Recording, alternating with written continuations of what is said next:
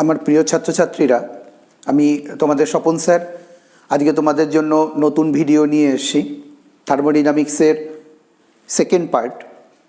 আমরা থার্মোডিনামিক্সের প্রথম পার্টে দেখেছিলাম যে থার্মোডিনামিক্সের বিভিন্ন রকম কিছু ডেফিনেশন এবং বিভিন্ন প্রসেস। আজকে আমরা যেটা শুরু করব থার্মোডিনামিক্সের ফার্স্ট ল থেকে আমরা আলোচনাটা শুরু করব। দেখো, থার্মোডিনামিক্সের ফার্স্ট ল এটা যদি আমরা আলোচনা করতে চাই, তার মানে যে এইভাবে চিন্তা করি, ধরো কোনো একটা সিস্টেম, এই সিস্টেমটার pressure P, volume V, temperature T, অর্থাৎ এই থার্মোডিনামিক্যাল সিস্টেমটাকে পি, ভি, টি এই তিনটে ভ্যারিয়েবল দিয়ে আমরা এটাকে স্পেসিফাই করলাম।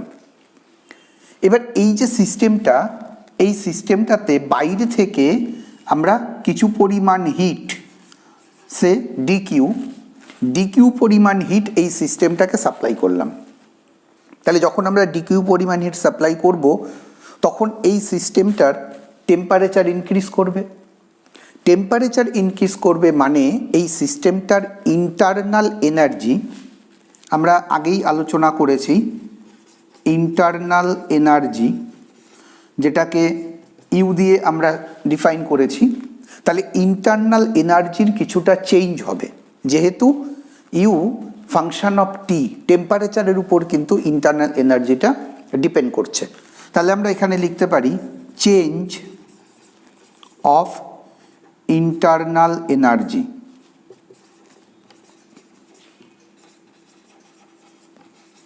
এটাকে আমরা লিখছি ডিইউ।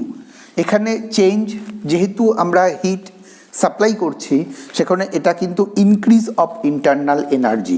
এক্ষেত্রে চেঞ্জটা হচ্ছে ইনক্রিজ অফ ইন্টারনাল এনার্জি। আর কি হবে না, আমরা যখন বাইরে থেকে ডিকিউ পরিমাণ হিট দেব, যদি আমার এই কন্টেইনারটা এমন হয় যে এই কন্টেইনারটার ভলিউমটা সে খানিকটা ইনক্রিজ করলো, তার মানে এই কন্টেইনারের মধ্যে যে গ্যাস রয়েছে সেই গ্যাসের ভলিউমটাও ইনক্রিজ করলো। আমি যদি মনে করি যে এই গ্যাসের ভলিউমটা ইনক্রিজ করলো DV increase of volume, DV পরিমাণ ভলিউম ইনক্রিজ করতে গেলে এই যে প্রেশার, এই প্রেশারটা কিছু পরিমাণ ওয়ার্ক ডান করছে। তার মানে এই প্রেশারটা এই ভলিউম ইনক্রিজ করার ক্ষেত্রে যে ওয়ার্ক ডানটা করছে, সেই ওয়ার্ক ডানটাকে যদি আমরা লিখি, তাহলে ওয়ার্ক ডান, এটাকে যদি আমরা ডিডাব্লিউ লিখি, এটা হয়ে যায় পিডিভি। তাহলে কি দাঁড়ালো না, আমি বাইরে থেকে যখন ডিকিউ পরিমাণ হিট সাপ্লাই করলাম, সেই ডিকিউ পরিমাণ হিট দুটো কাজ করলো। একটা হচ্ছে ইন্টারনাল এনার্জিটা ইনক্রিজ করলো এবং ভলিউম ইনক্রিজ করার জন্য কিছু পরিমাণ ওয়ার্ক ডান করলো। তাহলে আমরা এখান থেকে লিখতেই পারি যে ডিকিউ এইটা equal to DU plus PDV. এই ডিইউ এবং পিডিভি, যেহেতু পিডিভিটাকে আমরা বলছি ওয়ার্ক ডান, এটাকে আমরা বলছি এক্সটার্নাল ওয়ার্ক ডান। এক্সটার্নাল কেন না, এর ভলিউমটা ইনক্রিজ করছে, আমরা এক্সটার্নালি এটাকে দেখতে পাচ্ছি, সেই জন্য বলছি এটা হচ্ছে এক্সটার্নাল ওয়ার্ক ডান।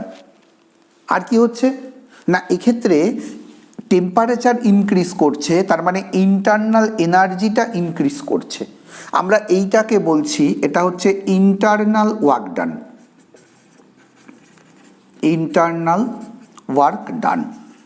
তার মানে আমরা যখন কিছু পরিমাণ হিট কোনো একটা সিস্টেমকে সাপ্লাই করব, সেই সিস্টেমটা দু ধরনের ওয়ার্ক ডান করে, ইন্টারনাল ওয়ার্ক ডান এবং এক্সটার্নাল ওয়ার্ক ডান।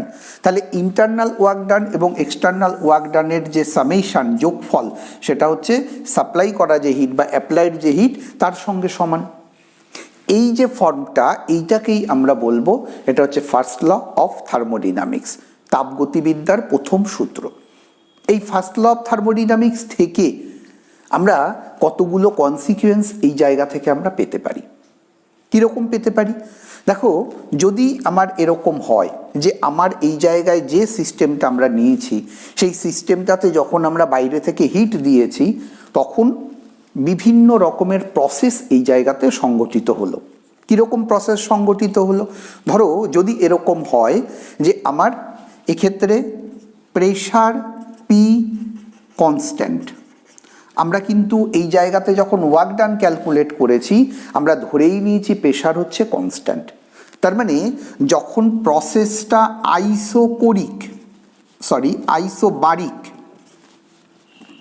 প্রসেসটা যখন আইসোবারিক প্রসেস তখন কিন্তু আমার DQ equal to DU plus PDV.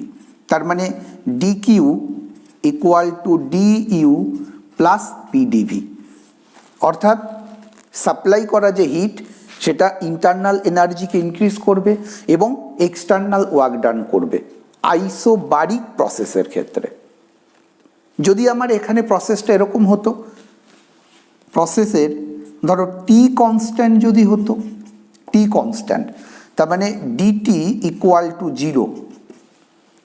DT zero মানে আমরা প্রসেসটাকে বলতাম আইসোথার্মাল প্রসেস।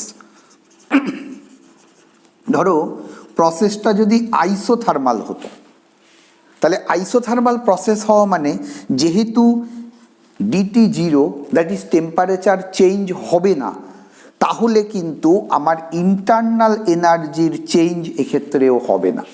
তার কারণ ইন্টারনাল এনার্জি শুধুমাত্র ডিপেন্ড করে কি না চেঞ্জ অফ টেম্পারেচারের উপর, এটা টেম্পারেচারের একটা ফাংশন। তাহলে আমরা এক্ষেত্রে লিখতে পারবো, এক্ষেত্রে যেহেতু ডি ইউটা জিরো, তাহলে এখান থেকে আমরা লিখতে পারবো D Q equal to PDV. তার মানে এই যে সাপ্লাই করা হিট, এই সাপ্লাই করা হিট শুধুমাত্র এক্সটার্নাল ওয়ার্ক ডান করবে। কখন? যখন আমার টেম্পারেচারটা কনস্ট্যান্ট থাকবে, অথবা যদি আমরা এরকম দেখি যে এমন একটা প্রসেস যে প্রসেসের ক্ষেত্রে ইউ কনস্ট্যান্ট থাকছে, দ্যাট ইজ ডি ইউটা জিরো থাকছে, তাহলেও কিন্তু আমরা দেখব যে এক্ষেত্রে শুধুমাত্র সাপ্লাই করা হিট এইটা এক্সটার্নাল ওয়ার্ক ডান দেখাবে।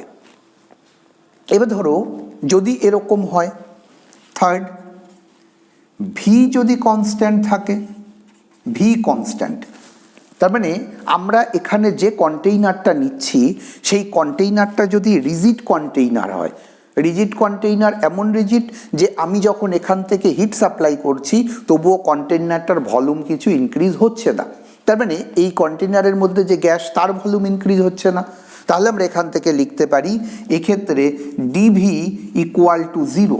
আর ডিভি যদি জিরো হয় তাহলে পিডিভির এই যে পার্টটা এটা জিরো হয়ে যাবে।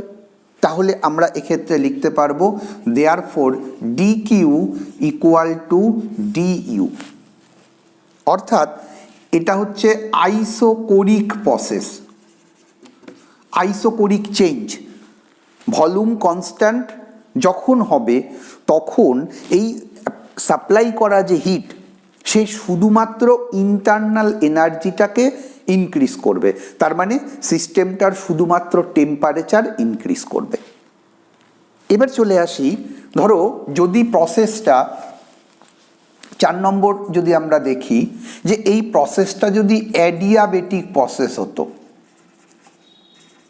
অ্যাডিয়াবেটিক প্রসেস, তার মানে আমরা বাইরে থেকে এখানে কোনো রকম হিট সাপ্লাই করছি না, অর্থাৎ ডি কিউ এইটা সমান সমান যদি জিরো হতো, তাহলে আমরা এই জায়গা থেকে লিখতে পারি যদি ডি কিউ জিরো হয় তাহলে দেখো ডি ইউ প্লাস পিডিভি এইটা equal to zero, therefore PDV equal to minus DU, PDV equal to minus DU.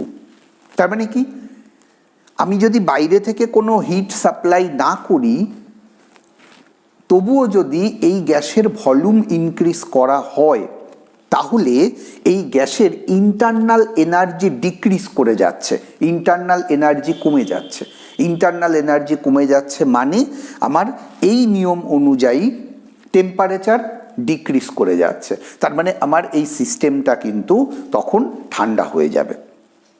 তাহলে কখন ঘটনাটা ঘটবে? যখন আমরা অ্যাডিয়াবেটিক্যালি কিছু পরিমাণ গ্যাসের ভলিউম ইনক্রিজ করব, তখন কিন্তু ওই গ্যাস সিস্টেমটা অটোমেটিক্যালি তার টেম্পারেচার লস করবে, মানে তার সিস্টেমটা কিন্তু ঠান্ডা হয়ে যাবে। এক্ষেত্রে একটা জিনিস দেখো, PDV equal to minus DU, যেহেতু ডিইউটা ডিক্রিজ করছে সেই জন্য কিন্তু মাইনাস। এখানে আমরা কি করছি? আমরা কিন্তু ভলিউমটাকে ইনক্রিজের কথা বলছি। তাহলে ভলিউম ইনক্রিজ করা মানেই হচ্ছে work done by the system, যেটাকে আমরা পজিটিভ ধরি। তার মানে আমরা এখানে পিডিবিটাকে পজিটিভ ধরেছি, সেই রেসপেক্টে ডিইউটা কিন্তু এক্ষেত্রে নেগেটিভ, মানে ইন্টারনাল এনার্জির লস হচ্ছে। কিন্তু যদি এরকম হতো যে আমি অ্যাডিয়াবেটিক প্রসেসটা রাখবো এবং এই সিস্টেমটার ভলিউমটাকে ডিক্রিজ করে দেব, তাহলে ভলিউম ডিক্রিজ করা মানেই হচ্ছে আমরা এক্সটার্নালি কোনো ফোর্স বা কোনো প্রেশার অ্যাপ্লাই করে আমরা এর ভলিউমটাকে ডিক্রিজ করছি। তার মানে এটা হচ্ছে work done on the system which is negative. যখন আমরা work done on the system করব, তার মানে আমার ওয়ার্ক ডানটা যদি ইটসেলফ নেগেটিভ হয়, তাহলে তখন ডিইউটা পজিটিভ হয়ে যাবে। তার মানে আমি যদি কোনো একটা সিস্টেমের ভলিউমটাকে অ্যাডিয়াবেটিক্যালি ডিক্রিজ করে দিই, তাহলে ওই সিস্টেমটা কিন্তু টেম্পারেচার গেইন করবে, অর্থাৎ সিস্টেমটা কিন্তু গরম হয়ে যাবে। তাহলে আমরা ফার্স্ট ল অফ থার্মোডিনামিক্স থেকে এই যে প্রসেসগুলো, তার ক্ষেত্রে কখন কিভাবে ফার্স্ট লটা চেঞ্জ হয়ে যাবে সেটা আমরা এই জায়গা থেকে দেখলাম। এবার আমরা একটা আলোচনা করি যে এই সিস্টেমটার ক্ষেত্রে এই ফার্স্ট লটাকে অ্যাপ্লাই করে একটা প্রবলেম সলভ করার আমরা চেষ্টা। প্রবলেমটা দেখো, এখানে বলেছে calculate change of internal energy when 1 gram water turns into vapour. আমরা 1 গ্রাম জলকে যখন ভেপারে কনভার্ট করব, তাহলে এই চেঞ্জের ক্ষেত্রে ইন্টারনাল এনার্জি চেঞ্জ কতটা হবে। আমার এখানে দেওয়া রয়েছে latent heat of vaporization 2256 joule per gram. তার মানে বাষ্পীভবনের লিন তাপ দেওয়া রয়েছে 2256 জুল পার গ্রাম। এখানে দেখো, যখন আমরা অ্যাটমসফিয়ারিক প্রেশারে, আমার নর্মাল যে অ্যাটমসফিয়ারিক প্রেশার, সেই প্রেশারে যদি 1 গ্রাম জলের কথা চিন্তা করি, তাহলে 1 গ্রাম জলের ভলিউম, তাহলে 1 গ্রাম ওয়াটারের এর ভলিউম হচ্ছে 1 সিসি। এবার যখন এটাকে আমরা ভেপারে কনভার্ট করছি, তাহলে 1 গ্রাম ভেপার এর ভলিউম 1671 এত সিসি। তার মানে যখন আমার এই জলটা ভেপারে কনভার্ট হলো, তখন ওই ভেপারের যে ভলিউম আর জলের যে ভলিউম ছিল তার মাইনাস করলে পরে আমরা চেঞ্জ অফ ভলিউম পাবো। তাহলে আমরা এক্ষেত্রে লিখতে পারি DV change of volume 1671 minus 1 এত সিসি, দ্যাট ইজ 1670 এত সিসি। এইটাকে আমরা যেহেতু এসআই সিস্টেমে করব, 10⁻⁻6 metre cube, 1600 into 10⁻⁻6 metre cube. এবার দেখো ওয়ার্ক ডান ডিডাব্লিউ, এটা পিডিভি। আমার এখানে কিন্তু বলা রয়েছে নর্মাল প্রেশার এবং নর্মাল কন্ডিশনেই এখানে বলা রয়েছে নর্মাল প্রেশার অ্যান্ড টেম্পারেচারের ক্ষেত্রে। যদিও ভেপার যখন হবে তখন টেম্পারেচার হচ্ছে 100 ডিগ্রি সেলসিয়াস, এক্ষেত্রে প্রেশারটা নর্মাল প্রেশার। তাহলে নর্মাল প্রেশারের ক্ষেত্রে তার মান 1.013 ইন্টু 10⁵, এটা হচ্ছে পি, আর ডিভি আমরা পেলাম 1670 ইন্টু 10⁻⁻6, তাহলে এত জুল। এটা হচ্ছে ওয়ার্ক ডান। এটা ক্যালকুলেট করলে আমরা পাবো 169.2 জুল। এটা কিন্তু আমার ওয়ার্ক ডান হচ্ছে ভলিউম যখন চেঞ্জ হচ্ছে, চেঞ্জ অফ ভলিউমের জন্য ওয়ার্ক ডান। তাহলে আমরা এবার লিখতে পারি DU equal to DQ minus P DV. এক্ষেত্রে ডিকিউ আমার দেওয়া আছে 2256 minus P DV 169.2, that is 2086.8 joule. এটাই হচ্ছে চেঞ্জ অফ ইন্টারনাল এনার্জি। ঠিক একই রকমভাবে আমরা কিন্তু ইন্টারনাল এনার্জির চেঞ্জ যখন মেল্টিং অফ আইস হয় তার ক্ষেত্রেও বের করতে পারি। ঠিক একই প্রসেসে আমরা এটাকে ক্যালকুলেট করতে পারি। ইন্ডিকেটর ডায়াগ্রাম, ইন্ডিকেটর ডায়াগ্রাম বা এটাকে বলা হয় সূচনা লেখচিত্র। ইন্ডিকেটর ডায়াগ্রামটা কি? ইন্ডিকেটর ডায়াগ্রাম হচ্ছে, ধরো আমরা যদি এরকম মনে করি যে কোনো একটা সিস্টেম, যে system V1 P1 temperature T1, এই জায়গা থেকে সিস্টেমটা চেঞ্জ হলো V2 P2 টেম্পারেচার T2। তাহলে আমরা এই সিস্টেমের প্রেশারের সঙ্গে ভলিউমের চেঞ্জ তাকে যদি গ্রাফিক্যালি রিপ্রেজেন্ট করি, ধরো আমরা যদি এরকম চিন্তা করি যে আমার এই দিকে হচ্ছে ভলিউম আর এই দিকে হচ্ছে প্রেশার। আমি দেখলাম যে ধরো এই যে স্টেটটা P1 V1 T1, এই স্টেটটা এরকম একটা পজিশানে, এটা A, আর বি যে স্টেটটা, সেকেন্ড যে স্টেটটা ধরো এই পজিশানে, এটা হচ্ছে বি। তার মানে আমি এ থেকে যখন বিতে গেলাম ঠিক এইভাবে করে আমার চেঞ্জটা হলো। তাহলে আমি যদি এই জায়গাতে চিন্তা করি এর করসপন্ডিং যে ভলিউম, এর করসপন্ডিং ভলিউম V1, ধরো বি এর যে করসপন্ডিং ভলিউম সেটা V2, তাহলে আমরা এখান থেকে বলতে পারি যে এ থেকে যখন বিতে যাওয়া হচ্ছে, এ স্টেট থেকে বি স্টেটে যাওয়া হচ্ছে, তখন ভলিউম ইনক্রিজ করছে, তার সাথে সাথে এর প্রেশারও কিন্তু ইনক্রিজ করছে। এর করসপন্ডিং প্রেশার P1 আর বি এর করসপন্ডিং প্রেশার হচ্ছে P2। তাহলে আমার এই ডায়াগ্রামটা ইন্ডিকেট করছে যে ভলিউমের সঙ্গে প্রেশারের ভ্যারিয়েশনটা কেমন। যেহেতু ভলিউমের সঙ্গে প্রেশারের ভ্যারিয়েশনটা এই গ্রাফটা ইন্ডিকেট করছে, সেই জন্য এটাকে বলছি ইন্ডিকেটর ডায়াগ্রাম। ইন্ডিকেটর ডায়াগ্রামের ক্যারেক্টারিস্টিক্স কি, এর ইউটিলিটি কি? দেখো, আমরা যদি এইরকম চিন্তা করি যে এই যে ইন্ডিকেটর ডায়াগ্রাম, এই ইন্ডিকেটর ডায়াগ্রামটা ভলিউম অ্যাক্সিসের সঙ্গে এই যে এরিয়াটা তৈরি করছে, আমরা খুব সহজেই প্রমাণ করতে পারবো যে এই এরিয়াটা ইন্ডিকেট করবে এ থেকে বি স্টেটে যাওয়ার জন্য যে পরিমাণ ওয়ার্ক ডান করতে হবে, সেই ওয়ার্ক ডানটা হবে কিন্তু এই যে এরিয়াটা, এই এরিয়াটার নিউমারিক্যাল ভ্যালুর সঙ্গে সমান। তার মানে আমরা এখান থেকে বলতে পারি এক্ষেত্রে ওয়ার্ক ডান ইকুয়াল টু, ধরো area under indicator diagram with volume Axis, with volume Axis. মানে ইন্ডিকেটর ডায়াগ্রামটা ভলিউম অ্যাক্সিসের সঙ্গে যে এরিয়া তৈরি করে। আমরা যদি এই দিকে চিন্তা করি, দেখো ইন্ডিকেটর ডায়াগ্রামটা কিন্তু প্রেশার অ্যাক্সিসের সঙ্গেও একটা এরিয়া তৈরি করছে। এইটাকে কিন্তু আমরা ওয়ার্ক ডান বলবো না, ওয়ার্ক ডান বলবো আমরা এই অংশটাকে। এই জন্য ইন্ডিকেটর ডায়াগ্রামটা কিন্তু একটা গুরুত্ব রয়েছে। তা ধরো আমরা যদি এইরকম একটা ইন্ডিকেটর ডায়াগ্রামের কথা চিন্তা করি যে এইদিকে ভলিউম, এইদিকে প্রেশার, আমার কোনো একটা সিস্টেম এতে ছিল, এই সিস্টেমটা বিতে চলে গেল, এ স্টেট থেকে বি স্টেটে চেঞ্জ হয়ে গেল, এবং সেই চেঞ্জের প্রসেসটা ধরো এরকম যদি হয়, আমি মনে করি এরকম কার্ভ লাইনে এ থেকে বিতে গেল, এটা ওয়ান স্টেট। এবার আবার এইটাই বি থেকে এতে ফিরে এলো, তার মানে এইটা বি থেকে এতে ফিরে এলো, ধরো এরকম একটা স্টেট, এটা নাম্বার 2 প্রসেস অনুযায়ী বি থেকে এতে ফেরত এলো।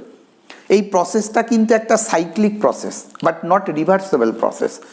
এই সাইক্লিক প্রসেসে আমি যদি টোটাল ওয়ার্ক ডান ক্যালকুলেট করতে চাই যে আমার এই সাইক্লিক প্রসেসের ক্ষেত্রে টোটাল ওয়ার্ক ডানটা কত, তাহলে আমরা এখান থেকে এরকম করতে পারি যে যখন এ থেকে বিতে গেল, আমার এই ডেফিনেশন, এই ধারণা অনুযায়ী এই এ থেকে বিতে যাওয়ার সময় এই যে ইন্ডিকেটর ডায়াগ্রাম, এইটা ভলিউম অ্যাক্সিসের সঙ্গে যে এরিয়াটা তৈরি করেছে, দ্যাট ইজ এই যে এরিয়াটা, এই টোটাল এরিয়াটাই কিন্তু আমার এ থেকে বিতে যাওয়ার সময় ওয়ার্ক ডান।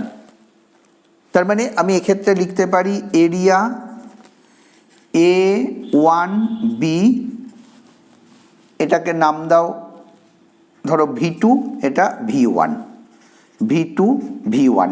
এই এরিয়াটা কি না এ থেকে বিতে যাওয়ার সময় ওয়ার্ক ডান।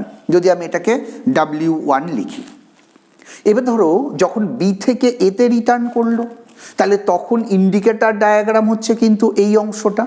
তাহলে এই অংশটা এবার ভলিউম অ্যাক্সিসের সঙ্গে যে এরিয়া তৈরি করবে, দ্যাট ইজ এই যে এরিয়াটা তৈরি করবে, এই এরিয়াটা হবে এক্ষেত্রে ওয়ার্ক ডান। তাহলে আমি এক্ষেত্রে লিখতে পারি এরিয়া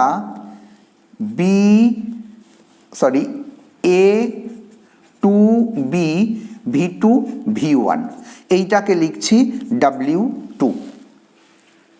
আমরা এক্ষেত্রে দেখব যে এ থেকে বিতে যাওয়ার সময় ভলিউম ইনক্রিজ হয়েছে, that is work done by the system, যেটাকে আমরা পজিটিভ ধরতে পারবো। কিন্তু যখন বি থেকে এতে চলে এসছে তখন কিন্তু ভলিউম ডিক্রিজ করেছে, এটা হচ্ছে work done on the system. তাহলে এইটা কিন্তু অবভিয়াসলি মাইনাস। তাহলে আমি এই পুরো সাইক্লিক প্রসেসে টোটাল ওয়ার্ক ডানের কথা যদি চিন্তা করি, তাহলে টোটাল ওয়ার্ক ডান W, এইটা সমান সমান হবে W1 মাইনাস অফ W2। তার মানে আমি যদি W1 থেকে W2 মাইনাস করি, তাহলে টোটাল এরিয়া থেকে এই ডাবল শেডেড এরিয়াটাকে যদি মাইনাস করি, তাহলে এই এরিয়াটাই হয়ে যাবে কিন্তু আমার এক্ষেত্রে ওয়ার্ক ডান। তার মানে ওয়ার্ক ডান হচ্ছে এক্ষেত্রে সাইক্লিক প্রসেসে যে ইন্ডিকেটর ডায়াগ্রামটা তৈরি হচ্ছে, সেই ইন্ডিকেটর ডায়াগ্রামের টোটাল এরিয়াটাই হচ্ছে সাইক্লিক প্রসেসের টোটাল ওয়ার্ক ডান। আমরা এবার এই ইন্ডিকেটর ডায়াগ্রামের এই ধারণাটাকে আমরা একটা প্রবলেম সলভ করবার জন্য কাজে লাগাতে পারি।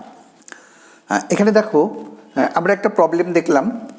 প্রবলেমটা একটা সাইক্লিক প্রসেস ABCDA, এই সাইক্লিক প্রসেসটার করসপন্ডিং ভলিউম এবং প্রেশার বলা রয়েছে। ভলিউম এখানে যখন এ পয়েন্টে ছিল বা ডি পয়েন্টে, ভলিউম এটা 1 লিটার, ভি হচ্ছে লিটার ইউনিটে, আর এই করসপন্ডিং ভলিউম হচ্ছে 7 লিটার। তেমনি এই করসপন্ডিং প্রেশার হচ্ছে 2 × 10⁵ নিউটন পার মিটার স্কোয়ার। এখানে প্রেশার হচ্ছে 12 × 10⁵ নিউটন পার মিটার স্কোয়ার।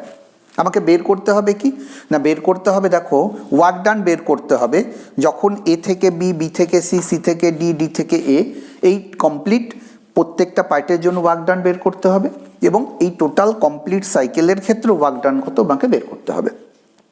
তাহলে আমি প্রথমে যদি এরকম চিন্তা করি যে এ থেকে বিতে ওয়ার্ক ডান, এ থেকে বিতে ওয়ার্ক ডান মানেই হচ্ছে এই ইন্ডিকেটর ডায়াগ্রামটা এখানে যে টোটাল এরিয়াটা তৈরি করেছে, সেই টোটাল এরিয়াটা হবে এক্ষেত্রে ওয়ার্ক ডান। তাহলে আমি যদি এ থেকে বিতে ওয়ার্ক ডান যদি আমরা এক্ষেত্রে দেখি, তাহলে এ থেকে বিতে ওয়ার্ক ডান হবে এই যে রেক্টাঙ্গেলটা এ বি ধরে, এই যে রেক্টাঙ্গেলটা, এই রেক্টাঙ্গেলটার এরিয়াটা এক্ষেত্রে ওয়ার্ক ডান। তাহলে আমরা এখানে কি করব, আমার এইটা হচ্ছে 7 - 1, এক্ষেত্রে যদি W1 লিখি 7 - 1, দেখো এটা কিন্তু 7 - 1 লিটার, এটাকে আমরা মিটার কিউবে করব, সেই জন্য 10⁻³ এখান থেকে গুণ করতে হবে লিটারকে মিটার কিউবে করার জন্য। আর এই করসপন্ডিং যে প্রেশার এটা হচ্ছে 12 × 10⁵, তাহলে এত জুল, এইটা করলে হচ্ছে 6, এটা 7200 এত জুল, এটা হচ্ছে W1। সিমিলারলি আমরা যদি B2C এই ওয়ার্ক ডানটা বের করতে চাই, দেখো বি থেকে সিতে যখন আসছে, যেহেতু ভলিউম কোনো চেঞ্জ হচ্ছে না, তাহলে এক্ষেত্রে কিন্তু ওয়ার্ক ডান W2 = 0। সিমিলারলি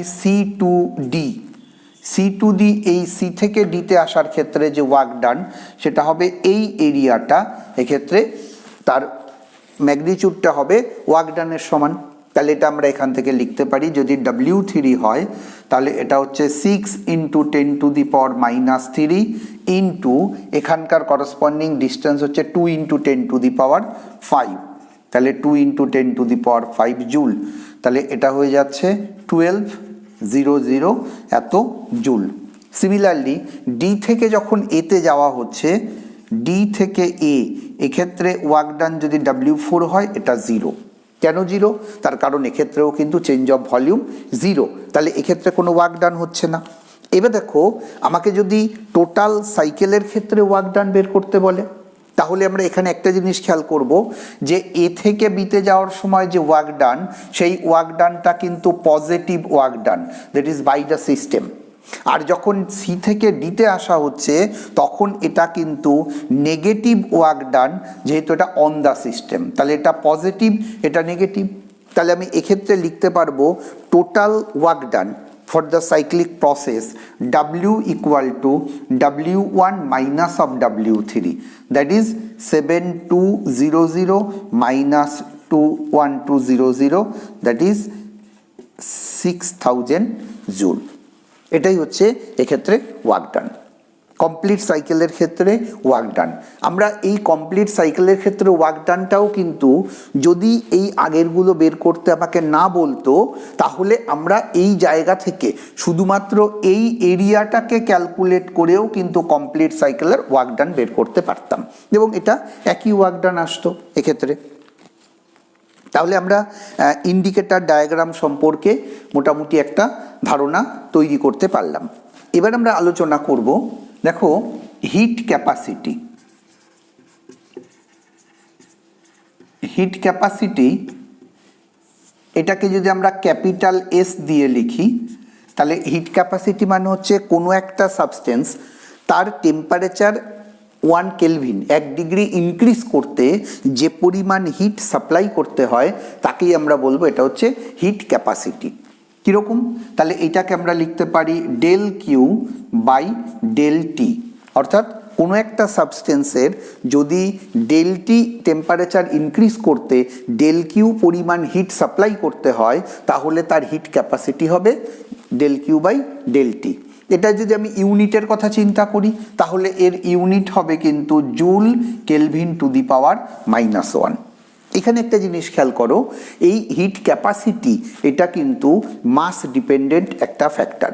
কেননা আমরা যে বডিটার কথা চিন্তা করব বা আমরা যে গ্যাসের কথা চিন্তা করব, তার মাস যত বেশি হবে তাহলে আমার ডেল কিউর পরিমাণটা তত বেশি হবে। সেই জন্য আমরা যদি এইটাকে মাস ইন্ডিপেন্ডেন্ট হিসাবে এটাকে দেখাতে চাই, তাহলে এইটাকে আমরা লিখব, এটা হচ্ছে স্পেসিফিক হিট ক্যাপাসিটি, আমরা যাকে বলি আপেক্ষিক তাপ। স্পেসিফিক হিট ক্যাপাসিটি বা আপেক্ষিক তাপ। আপেক্ষিক তাপ এটাকে আমরা স্মল এস দিয়ে যদি লিখি, এটাকে লেখা হয় এস বাই এম।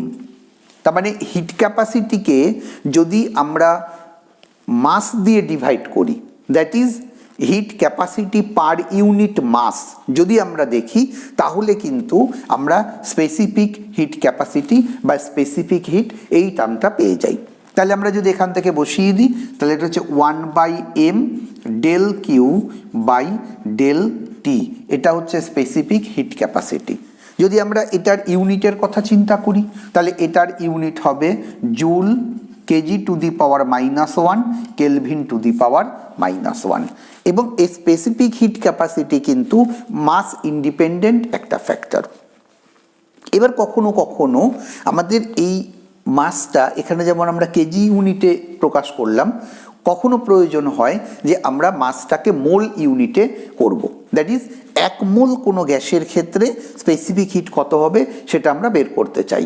যদি আমরা 1 মোলের ক্ষেত্রে করি, তখন সেটাকে আমরা এইভাবে করে লিখতে পারি S equal to 1/μ del Q by del T, যেখানে মিউ এটা হচ্ছে molecular weight of this gas or of this substance, molecular weight. সেই জন্য যখন আমরা মলিকুলার ওয়েটের টার্মে লিখব, তখন এইটাকে কিন্তু বলা হবে মোলার স্পেসিফিক হিট। এটা হচ্ছে স্পেসিফিক হিট ক্যাপাসিটি, যেমন বলছি এটা মাসের ক্ষেত্রে, আর এটা যখন মোলের ক্ষেত্রে বলা হবে তখন বলা হবে মোলার স্পেসিফিক হিট। এবং এটার ক্ষেত্রে দেখো আমরা ইউনিটটা পাবো এরকম, joule mole inverse kelvin inverse. মানে আমাদের এই ইউনিটগুলো দেখে তবে বুঝতে হবে কোনটা মোলার হিট ক্যাপাসিটি, কোনটা মাসের জন্য মাস হিট ক্যাপাসিটি হিসাবে ইউজ করা হচ্ছে। এক্ষেত্রে দেখো এই মোলার হিট ক্যাপাসিটিটাকেও কিন্তু আমরা এস না দিয়ে এইটাকে অন্যভাবে এটাকে সি দিয়েও আমরা ডিনোট করে থাকি, বিভিন্ন ক্ষেত্রে এটাকে সি দিয়েও ডিনোট করা হয়ে থাকে। দেখো আমরা যখন কোনো একটা গ্যাসের ক্ষেত্রে এই স্পেসিফিক হিটের কথা বলি, তখন গ্যাসের ক্ষেত্রে স্পেসিফিক হিট ডিফাইন করবার জন্য আমরা ভলিউম এবং প্রেশার এদের যে কোনো একটাকে কনস্ট্যান্ট হিসাবে আমরা ধরে নিই। ভলিউম এবং প্রেশারের মধ্যে একটাকে কনস্ট্যান্ট ধরা হয়। কিভাবে? আমরা যদি এরকম ধরি যে specific heat at constant volume, সেটাকে লেখা হয় C suffix V, that is specific heat at constant volume, CV.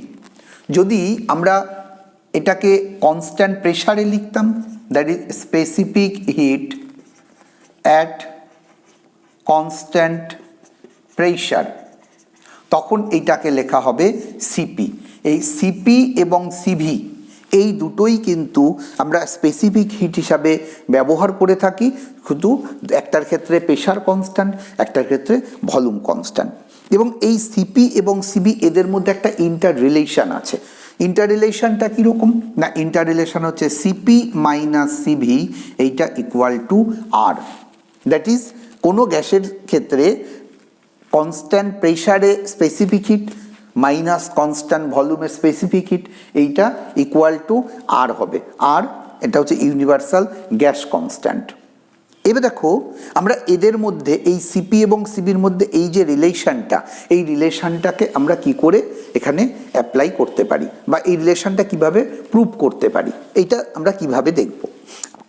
আমরা ফার্স্ট ল অফ থার্মোডাইনামিক্স থেকে দেখেছি, ধরো del Q equal to del U plus P del V. আমরা এখানে ডেরিভেটিভের টার্মে না লিখে ডেলের টার্মে ইকুয়েশনটাকে লিখলাম। তাহলে আমি যদি প্রথমেই সিভির কথাটা চিন্তা করি, সিভি মানে হচ্ছে অ্যাট কনস্ট্যান্ট ভলিউম, তাহলে অ্যাট কনস্ট্যান্ট ভলিউম হলে আমার এই পার্টটা কিন্তু জিরো হয়ে যাবে।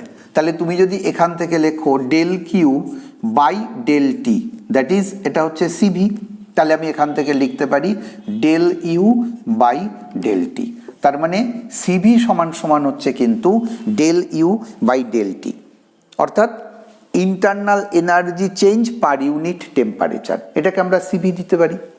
একইভাবে আমরা যদি কনস্ট্যান্ট প্রেশারের ক্ষেত্রে এই চেঞ্জটার কথা উল্লেখ করে থাকি, কনস্ট্যান্ট প্রেশার, তাহলে এখান থেকে লিখতে পারবো দেখো CP equal to del Q by del T at constant pressure. তাহলে এখান থেকে লেখা যাবে del U del T plus P del V del T. তাহলে আমি ডেল ইউ ডেল টি এই টার্মটার বদলে আমি এখান থেকে সিবি এখানে লিখতে পারি। তার মানে আমরা এখানে লিখতে পারি সিপি, এইটা এই পাশে যে চলে আসে minus CV equal to P del V by del T. এবার যদি আমরা আইডিয়াল গ্যাসের ক্ষেত্রে তার ইকুয়েশানটাকে দেখি, আইডিয়াল গ্যাস ইকুয়েশান, তাহলে আমরা সেই ইকুয়েশানে পেতে পারি পিভি ইকুয়াল টু এন আর টি, যেখানে এন নাম্বার অফ মোল। এবার যদি এখান থেকে লিখি P into del V plus V del P equal to N R del T. আমরা যদি 1 মোল গ্যাসের ক্ষেত্রে লিখি তাহলে এক্ষেত্রে এনটাকে আমরা অমিট করতে পারি, পিভি ইকুয়াল টু আর টি। এবার দেখো যেহেতু প্রেশার কনস্ট্যান্ট সিপি, তাহলে আমার এই যে টার্মটা ডেল পি এই টার্মটা জিরো হয়ে যাবে, তার মানে আমার এই পার্টটা কিন্তু পুরোটাই জিরো হয়ে যাবে। তাহলে আমরা এখান থেকে লিখতে পারবো P del V equal to R del T, that is del V by del T into P, এইটা সমান সমান আর। তাহলে আমি যদি এই টার্মটাকে এই ইকুয়েশানে বসিয়ে দিই তাহলে এইটা সমান সমান আর হয়ে গেল। তাহলে আমরা এখান থেকে লিখতে পাচ্ছি CP minus CV equal to R. অর্থাৎ গ্যাসের ক্ষেত্রে বা সিস্টেমের ক্ষেত্রে কনস্ট্যান্ট প্রেশার এবং কনস্ট্যান্ট ভলিউম, তাদের যে স্পেসিফিক হিট, তাদের মধ্যে একটা ইন্টার রিলেশন আমরা এখান থেকে পেলাম। এবং আমরা এখান থেকে আরও একটা রিলেশন জানি, সিপি বাই সিভি, এইটা ইকুয়াল টু গামা। গামা এক্ষেত্রে একটা কনস্ট্যান্ট, সেটা গ্যাসের মানে কত অ্যাটম মিলে একটা মলিকিউল তৈরি হচ্ছে, অর্থাৎ তাদের মলিকিউলার অ্যাটমিসিটি, তার উপর ডিপেন্ড করবে এই গামার মানটা কত হবে। এটা আমরা কাইনেটিক থিওরি অফ গ্যাসের ক্ষেত্রে এই অংশটাকে আরও ডিটেলসে আলোচনা করব। এই ভিডিও এই পর্যন্তই আলোচনা করলাম। তাহলে আমরা আরেকবার মনে করে নিই। আমরা আজকে দেখলাম ফার্স্ট ল অফ থার্মোডাইনামিক্স, এবং তারপর আলোচনা করলাম ইন্ডিকেটর ডায়াগ্রাম, এবং সর্বশেষে আলোচনা করলাম স্পেসিফিক হিট ক্যাপাসিটি এবং মোলার হিট ক্যাপাসিটি। আর মানে দুটো গ্যাসের, কোনো গ্যাসের ক্ষেত্রে কনস্ট্যান্ট প্রেশার এবং কনস্ট্যান্ট ভলিউমে তাদের হিট ক্যাপাসিটি কীরকম, এবং তাদের মধ্যে ইন্টার রিলেশন। এবং এই ভিডিওটা আশা করি তোমাদের যা যা সমস্যা ছিল সম্পূর্ণ সমস্যাটাই দূর করতে পারবে। আমরা পরবর্তী ভিডিওতে আলোচনা করব অ্যাডিয়াবেটিক এবং আইসোথার্মাল প্রসেসের ক্ষেত্রে ওয়ার্ক ডান কীরকম হবে, অ্যাডিয়াবেটিক প্রসেস এবং আইসোথার্মাল প্রসেসের মধ্যে কীরকম তাদের ডিফারেন্সটা কী হবে, তাদের মধ্যে রিলেশন কী হবে, এবং তাদের ইন্ডিকেটর ডায়াগ্রামটা কী থাকবে। এবং তারপরে আলোচনা করব হিট ইঞ্জিন নিয়ে এবং কার্নো ইঞ্জিন নিয়ে। যাদের এই ভিডিওটা সত্যি সত্যিই খুব ভালো লাগবে, তারা লাইক করবে এবং কমেন্ট করবে। আর বেশি করে তোমরা চ্যানেলটাকে সাবস্ক্রাইব করে নিও, আর বন্ধুদের কাছে ভিডিওটা শেয়ার করো, যাতে অনেক অনেক লোক এই ভিডিওটাকে দেখতে পারে। সবাইকে ধন্যবাদ।